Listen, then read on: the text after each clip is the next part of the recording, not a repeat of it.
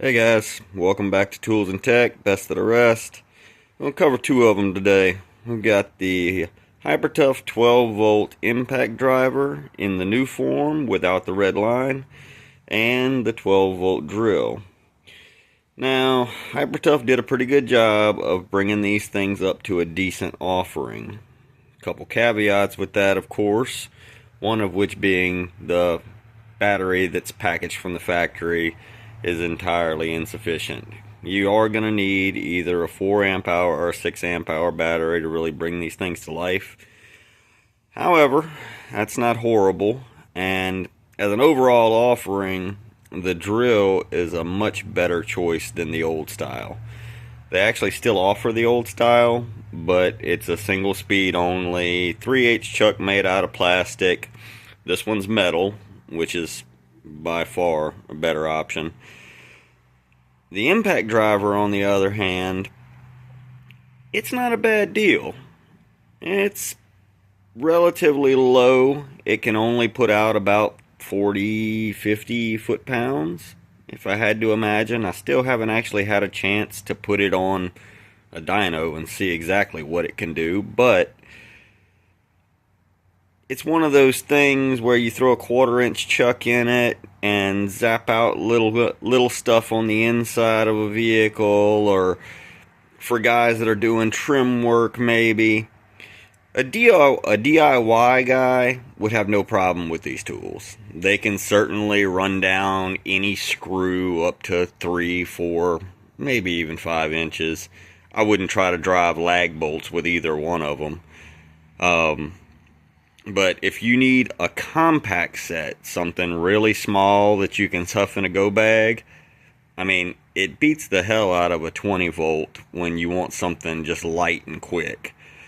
So they have their place, I think. I think it would be worth adding to somebody's collection, especially for inside the house stuff. Doesn't really have a whole lot of place in a shop, unfortunately. They're not powerful enough. I mean, even with the bigger batteries, it does do a lot. It makes a lot of difference. But as you can see by how clean these are, my guys around here hardly touch them. We might have drilled a few holes in some sheet metal and whatnot, but they don't carry enough oomph for the kind of stuff we do. I mean, they don't weigh anything, which is a huge plus side. They're super light, even with the bigger batteries.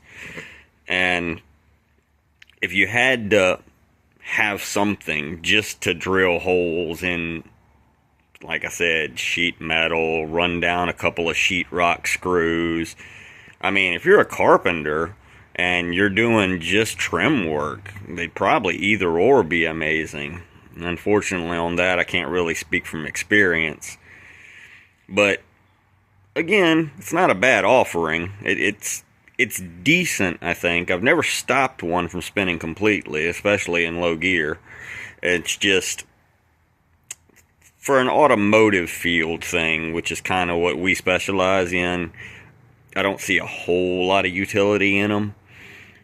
But if whatever you're doing doesn't require a ton of torque, hey, it's a nice set. It's all metal. The batteries are good. They're actually decent quality cells.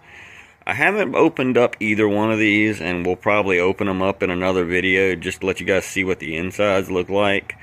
But if it's anything like the 12 volt impact gun, it's actually a pretty good design. I'm kind of interested in why they wouldn't have used the same motor that was used in the 12 volt impact gun for these. I think it would have made a huge difference. Not that that gun's exceptionally powerful either, but it certainly packs a lot more punch than these do. However, I mean, as an option, you know, your next closest option to this would be probably a Harbor Freight Bauer, to go up in price a little bit and get something stronger. But at the same time, the Bauer is significantly heavier, and it's 20 volt. And if you wanted to carry around a couple extra batteries, Bauer batteries are considerably more expensive. So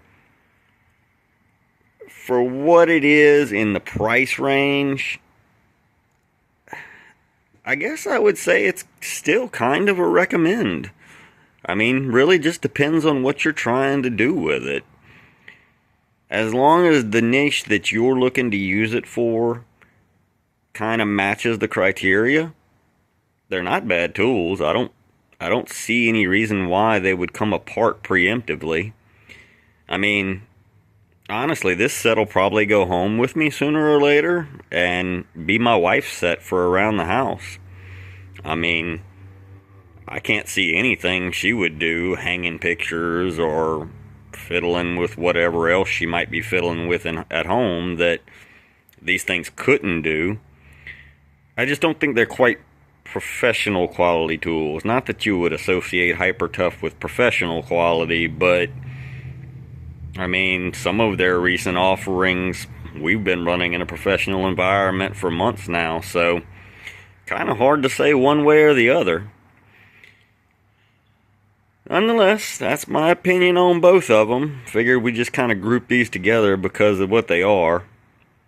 Thanks for watching. Hope to see you on the next one.